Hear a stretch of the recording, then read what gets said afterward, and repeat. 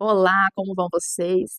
Estamos aqui para dar continuidade ao nosso estudo, o segundo tópico sobre os 7 poderes de escolha da mulher sábia, baseado em fatos bíblicos. E este segundo tópico nós vamos falar de Sara, o poder do companheirismo ao lado de Abraão. O nosso texto de referência da Bíblia vai ser Gênesis, capítulo 12, versículos 1 e 2.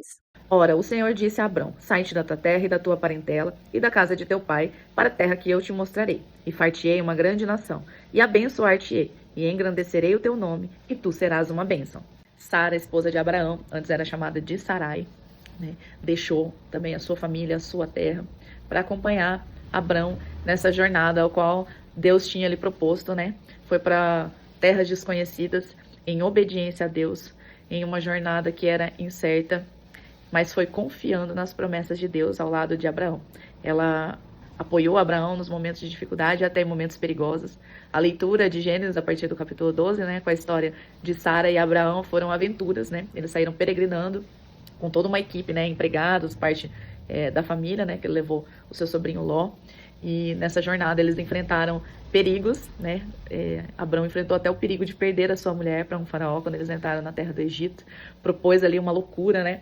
Pedindo para Sara se fazer de irmã dele, né? Quando perguntassem porque Sara tinha uma beleza exuberante. E ele sabia que certamente os faraós a desejariam e que se eles soubessem que Abrão era o esposo de Sarai, eles iriam matar Abrão. Então, por medo e por amor, né, Abrão propõe para Sarai essa mentira, né? E ali, quando o faraó tomou Sarai, né, para ser mulher, Deus enviou uma grande praga sobre esse povo. Então o faraó desconfiou, né, e foi falar com Abrão ali e tal, porque, né, que ele tinha feito aquilo.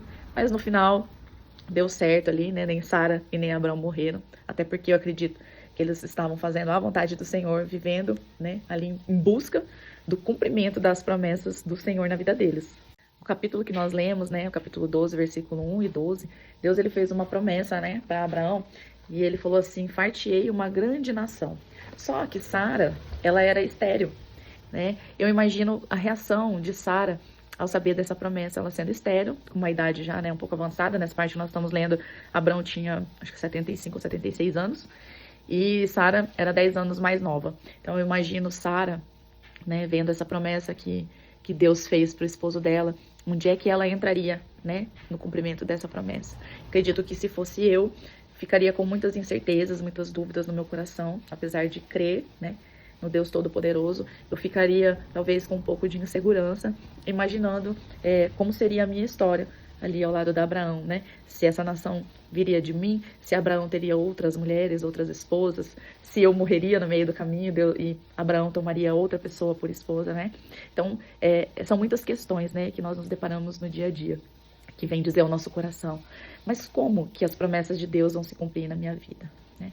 Como, de que maneira, se todo o cenário que eu estou vivendo é controverso às promessas que Deus está me prometendo. Sara e Abrão, eles enfrentaram juntos as dores da espera até o cumprimento da promessa, né? Até o nascimento de Isaac.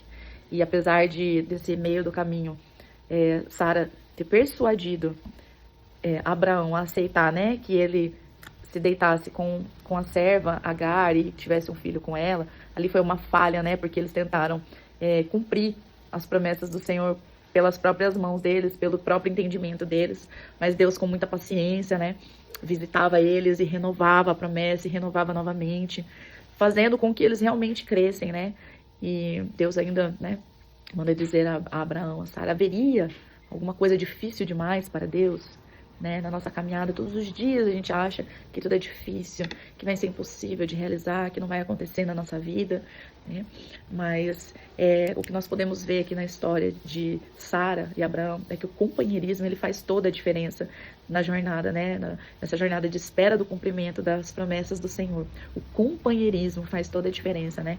Hoje nós vemos uma dificuldade, talvez, entre os casais, de apoiar um ao outro, né? Existe, infelizmente, alguns que até competem, né? Quem que vai ser o mais empoderado, quem tem o maior salário, quem vai conseguir, assim, desenvolver, né, aquele sonho, os desejos que colocam, né, que a sociedade, né, enche a nossa cabeça, quer conquistar bens materiais, né, carro, casa, um status, muitas viagens, né?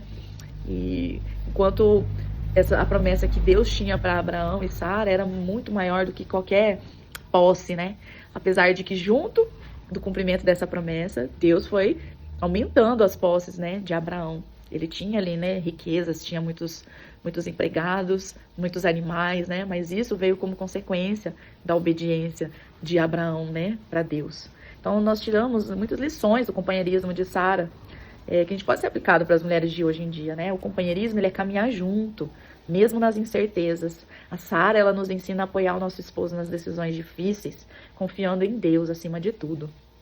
O companheirismo, ele é enfrentar os desafios da vida com coragem e com união. Mesmo em terras estranhas e situações perigosas, Sara não abandonou a Abraão. O companheirismo é partilhar os sonhos e as promessas.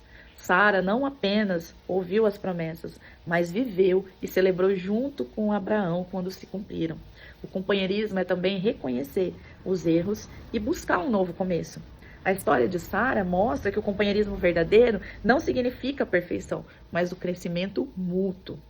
O exemplo de Sara nos desafia a sermos companheiras de fé, coragem e esperança, apoiando o nosso cônjuge e vivendo os propósitos de Deus em união. O verdadeiro companheirismo transforma um lar em um lugar de bênção e de cumprimento de promessas.